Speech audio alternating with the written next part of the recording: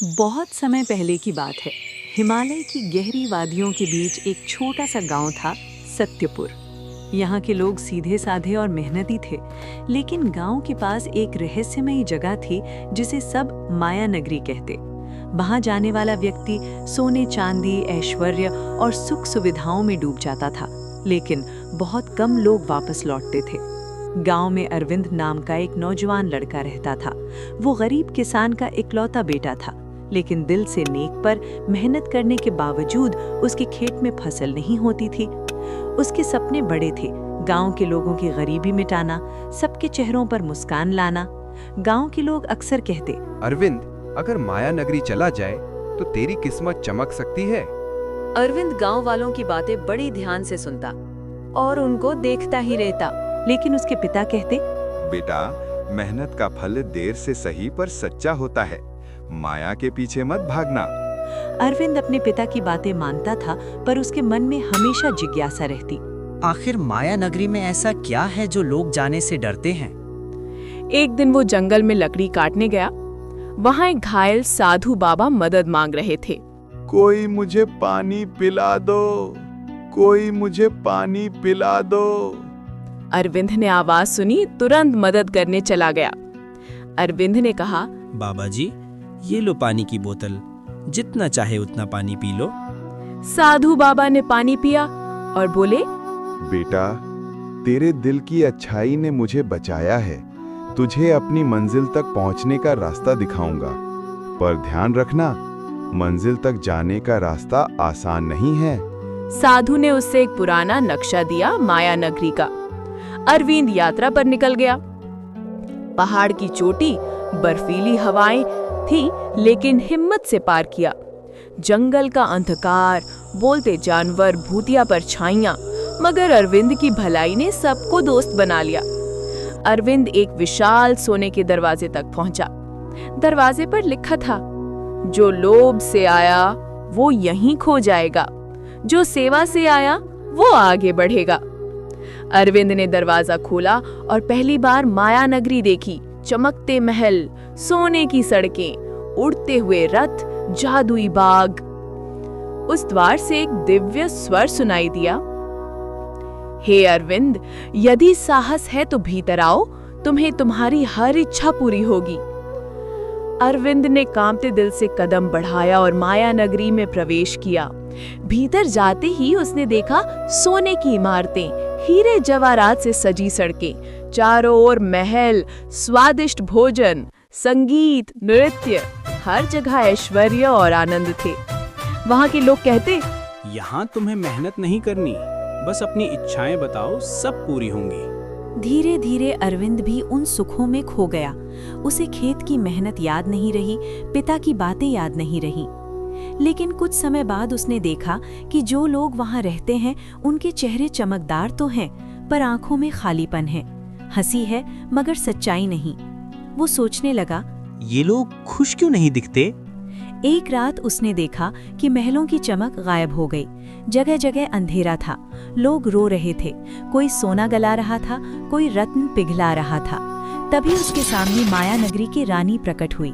वो बोली, अरविंद, ये नगरी छलावा है। यहाँ जो भी आता है उसकी आत्मा धीरे धीरे कैद हो जाती है। वे सोना चांदी जिसे तुम देख रहे हो, वास्तव में केवल मृग तृष्णा है। ये सब इल्यूजन है। अरविंद ने घबराकर पूछा, तो फिर मैं यहाँ से निकल कैसे सकता हूँ? रानी बोली, सिर्फ वही बाहर जा सकता है जो सत्य और मेहनत को चुने। लोभ छोड़ो, तब द्वार खुलेगा। अरविंद ने तुरंत तय किया कि उसे इस झूठी माया से बाहर निकलना है। उसने मन ही मन कहा, मुझे अपने पिता की सीख और सच्ची मेहनत का रास्ता चाहिए, ना कि ये झूठा वैभव। माया नगरी की रानी ने अरविंद से कहा, तुम्हें यहाँ 3 वरदान मिलेंगे, पर सोच समझकर चुनना होगा। बहुत लोग स्वार्थ में फंसकर हमेशा के लिए यहीं रह जाते हैं। अरविंद ने सोचा, मैं अमीर बन जाऊं, मैं राजा बन जाऊं। लेकिन फिर उसे अपने गांव के चेहरे याद आए, भूखे बच्चे, रोते किसान, टूटी झोपड़ियां। उसने कहा, मुझे ऐसा वरदान दीजिए जिससे मैं अपने गांव और लोगों की मदद कर सकूं। रानी मुस्कुराई और बोली, यही असली माया है। जिसने अपने लिए मांगा वो हार गया, जिसने सबके लिए मांगा वही जीत गया। रानी ने उसे एक जादुई कलश दिया जिससे कभी अन्न और पानी खत्म नहीं होगा। अचानक द्वार खुला और वो जंगल के रास्ते गांव लौट आया। जादुई कलश से भूखे को खाना, प्यासे को पानी, किसान को बीज और खेती करने के लिए औजार मिलने लगे। गांव में समृद्धि लौट आई। गांव के लोगों को कोई भी जरूरत होती वो अरविंद से कहता। अरविंद उनकी दिलो जान से मदद करता। गांव के लोग कहते, अरविंद, तूने अपने गांव के लोगों का बहुत मदद किया है। इतना तो हमारे गांव के राजा ने भी हमारी मदद नहीं किया। तू हमारे गांव का भला चाहता है तो कोई राजा से कम नहीं है। अरविंद ने कहा। मैं राजा नहीं, सेवक बनकर खुश हूँ। कुछ दिन बाद गांव का सारा हालात गुप्तचरों ने राजा को बताया। सरकार, गांव का एक लड़का है जो गांव वालों का मसीहा बना हुआ है। उनकी हर जरूरत पूरी करता है। गांव के लोग उसे राजा जैसा मानते हैं। राजा सोचने लगा। ये लड़का अगर यूं ही रहा तो मेरी सत्ता हिल जाएगी। राजा ने घबराते हुए पूछा। उनके पास इतना धन कहाँ से आता है? गुप्तचरों ने बताया।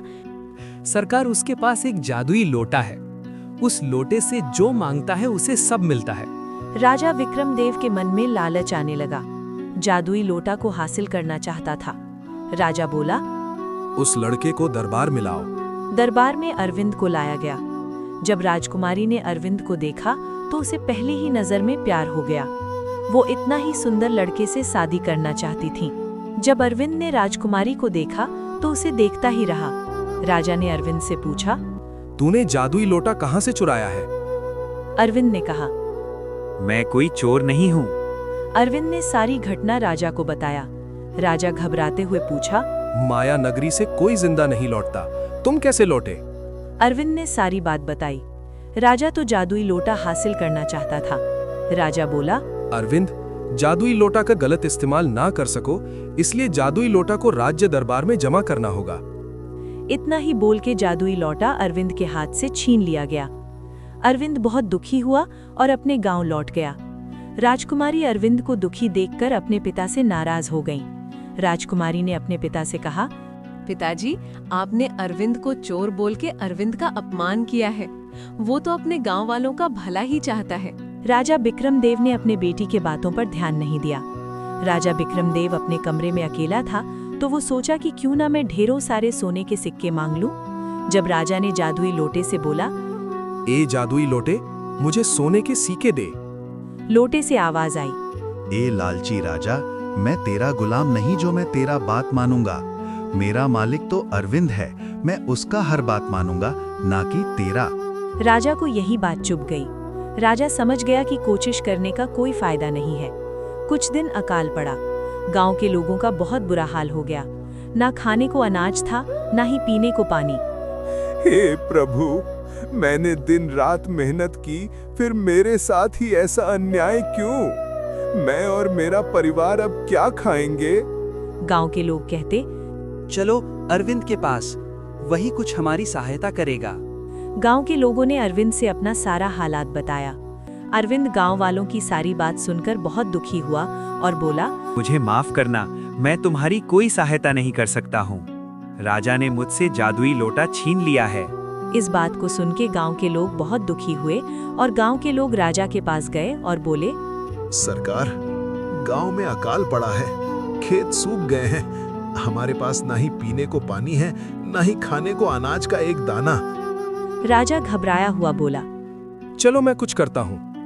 गांव के लोग उदासी से अपने गांव लौट आए। राजा के पास कोई समाधान नहीं था। राजा की रातों की नींद उड़ गई। राजा की बेटी बोली, पिताजी, क्यों ना जादुई लोटे से मदद मांगा जाए? राजा बोला, बेटी, मैं जादुई लोटे का मालिक नहीं हूँ, वो मेरा बात नहीं मानता है, वो तो अरविंद का हर बात मानता है। राजकुमारी ने बोला, क्यों ना अरविंद से मदद मांगा जाए? हाँ बेटी, अरविंद ही है जो हमारी मदद कर सकता है। वो बहुत नेक और दिल का साफ है, जरूर हमारी मदद करेगा। राजा ने अरविंद को महल में बुलवाया और अरविंद से मदद मांगी।